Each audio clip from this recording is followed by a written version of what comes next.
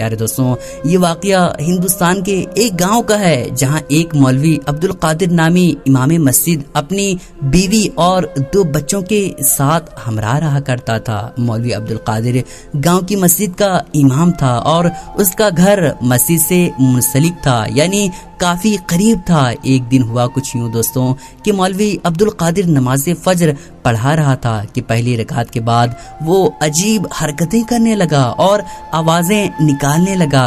لوگوں نے جب دیکھا تو وہ ہاتھوں اور پیروں کے بل تھا اور اس کا چہرہ خنزیر کی طرح سوج رہا تھا، اس کا چہرہ سور کی طرح محسوس ہو رہا تھا۔ لوگوں نے آگے بڑھ کر فوراً اسے دیکھا کہ اس کو کیا ہوا ہے، اور جیسے ہی ان کی نظر مولوی کے چہرے پر پڑی تو سب کی چیخیں نکل گئی، کیونکہ وہ بالکل اس وقت خنزیر کی شکل کا ہو چکا تھا۔ اور پھر اس مولوی نے دیواروں پر ٹکریں ماری اور زمین پر گر کر تڑپنے لگا اور مر گیا۔ یہ منظر سبھی لوگوں کے عجیب اور دل دہلا دینے والا تھا۔ لوگ ہمت کر کے اس کے قریب گئے اور جب یہ کنفرم کیا کہ مولوی صاحب اب اس دنیا سے چلے گئے ہیں تو اس کو گھر کے صحن میں لے گئے، جہاں اس کی صرف ایک بیٹی موجود تھی، دوسری کی شادی ہو چکی تھی اور ان کی ماں کچھ سال پہلے ہی مر چکی تھی۔ اب لوگوں کو تجسس تھا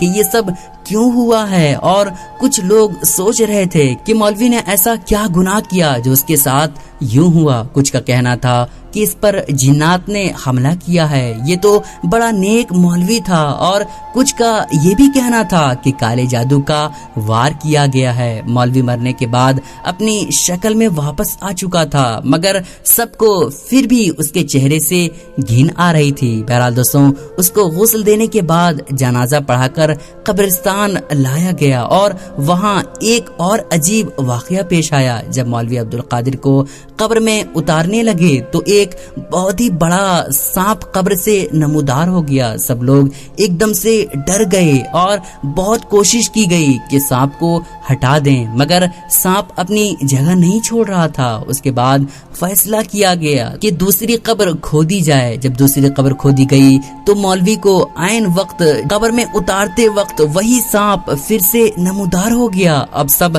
پریشان ہو چکے تھے۔ گاؤں کے بڑے بوڑھے سمجھدار لوگ بھی موجود تھے۔ انہیں سمجھ آ گئی کہ یہ اتفاق نہیں ہے بلکہ معاملہ اور ہے۔ ایک بزرگ نے کہا کہ اس سے کوئی ایسا گناہ لگتا ہے کہ سرزد ہو چکا ہے کہ جس سے اللہ تعالی سخت ناراض ہے۔ یہ کیا وجہ ہو سکتی ہے؟ سارے گاؤں والے توبہ استغفار کرنے لگے کہ اتنے نیک آدمی سے کیا گناہ سرزد ہو گیا ہے جو اسے زمین جگہ نہیں دے رہی ہے۔ بزرگ کہنے لگے کہ سب لوگ اسے معاف کر دیں، دل سے معاف کریں، کیا پتا جانے انجانے میں اسے کوئی ایسی خطا سرزد ہو گئی ہے جس کی وجہ سے اس کو سزا دی جا رہی ہے۔ بزرگوں نے سوچا کہ گھر والوں سے بھی کہنا چاہیے کہ اسے معاف کر دیں، شاید اس نے کسی گھر والے کا دل دکھایا ہے۔ حالانکہ یہ شخص امام مسجد تھا۔ دوستوں، نماز روزے کا ہمیشہ سے پابند بنایا گیا تھا۔ سبھی گاؤں والے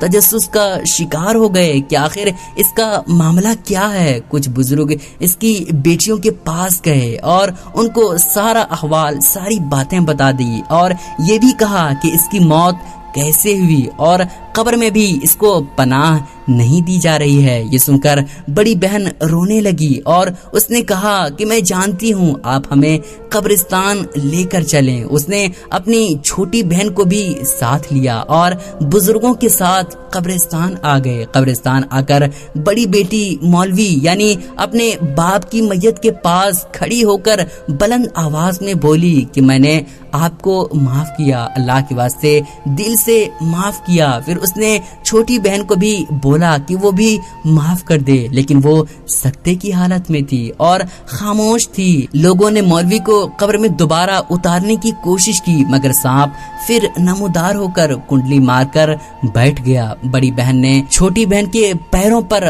ہاتھ رکھ دیے۔ چھوٹی بہن پاؤں پیچھے کرتی ہوئی حقارت سے بولی معاف کیا۔ بڑی بہن بولی دل سے کہو اللہ کے واسطے میں نے معاف کیا۔ اور پھر اس چھوٹی بہن نے کہا کہ کہ ہاں میں نے دل سے اللہ کے واسطے اس شخص کو معاف کیا۔ لوگوں نے کلمہ شہادت پڑھ کر مولوی کو قبر میں اتارنے کی کوشش کی تو سانپ فوراً ہی وہاں سے غائب ہو گیا اور ایسے بہت مشکل سے مولوی کو دفنایا گیا۔ سارے گاؤں والے توبہ استغفار کرتے رہے۔ پھر جب معاملہ کھلا تو سب کی آنکھیں حیرت سے باہر نکل گئی کہ جس کے پیچھے ہم اپنی نماز ادا کر رہے تھے وہ اس قدر گندا شخص تھا۔ بات یہ کھلی کہ مولوی رات کو شراب پیتا تھا اور یہ سالوں سے اس کی عادت بنی ہوئی تھی۔ جب اس کی بیوی مر گئی تو اس نے اپنی ہی سگی بڑی بیٹی کو شراب کے نشے میں ہوس کا نشانہ بنانا شروع کر دیا۔ بڑی بیٹی نے تنگ آ کر خود اپنا رشتہ ڈھونڈ کر شادی کر لی اور اس درندے باپ سے جان چھڑا لی، لیکن بڑی بیٹی کے بعد یہ شخص باز نہیں آیا اور اس نام نہاد مولوی نے اپنی چھوٹی بیٹی کو بھی نہیں چھوڑا اور اس کی دونوں بیٹیاں اپنے باپ کی شیطانیت کو دیکھ کر اس سے شدید نفرت کرتی تھی۔ چھوٹی بیٹی تو ابھی معصوم بھی بہت تھی، ماں بھی مر چکی تھی، جا چکی تھی۔ بڑی بہن نے بھی راہ فرار کے طور پر شادی کر کے اپنی جان چھڑا لی تھی اور وہ معصوم لڑکی اپنے ہی باپ کے ہاتھوں ہر رات اپنی عصمت لٹواتی رہی۔ وہ شخص شاید اللہ کے عذاب سے بیگانہ تھا، دیکھنے میں تو اللہ والا لگتا تھا لیکن پیروکار شیطان کا تھا۔ دوستوں پھر اللہ تعالیٰ نے بھی انصاف دکھایا اور پورے گاؤں کے سامنے اس کی اصلیت کھول کر رکھ دی۔